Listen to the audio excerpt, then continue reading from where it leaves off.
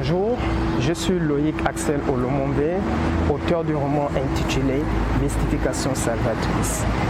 C'était un roman que j'avais écrit lorsque j'étais en licence 1, licence 2 et il vient d'être publié quelques années après l'obtention de mon master aux éditions Saint-Honoré à Paris en mai 2020.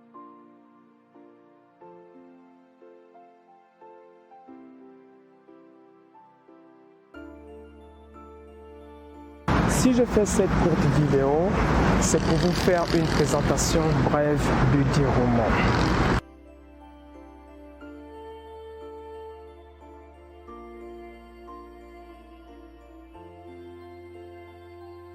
Ce qui est à son origine. Il faut dire qu'après l'obtention de mon baccalauréat, arrivé à l'université Omar Bongo, plus précisément en licence 1, Histoire et Archéologie, j'avais pris la décision qu'avant que je ne franchisse l'étape de la licence, il me fallait coûte que coûte rédiger un roman entier.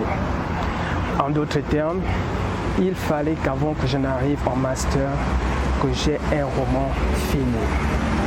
Pour cela, il ne me restait plus qu'à trouver une thématique en rapport avec les réalités que nous connaissons, les réalités que nous vivons. Du coup, j'ai jeté mon dévolu sur l'insensibilité incompréhensible dont font montre de nombreuses personnes face aux malades. Pourtant, lorsque cette personne, lorsque ce malade décède, l'on observe de la part de ces personnes auparavant insensibles un certain engouement, une certaine motivation pour venir en aide à la famille endeuillée.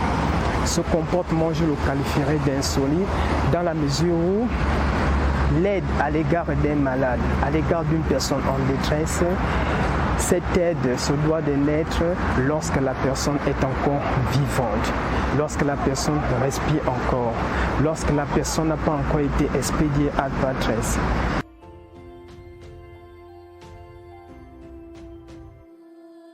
C'est un roman de 224 pages. Je vous conseille de l'acheter et de le lire entièrement parce que je reste convaincu qu'il peut sauver des vies. Pourquoi je le dis? Tout simplement parce que il permet de ragaillardir des consciences endormies ou exténuées. Et qui dit conscience ragaillardie dit conscience éveillée. Et une conscience éveillée entraîne généralement à ce que l'on agisse positivement. Donc, comme la plupart des gens qui vont suivre après moi, achetez-le, lisez-le, consommez-le, tout en excluant de votre dictionnaire le terme modération.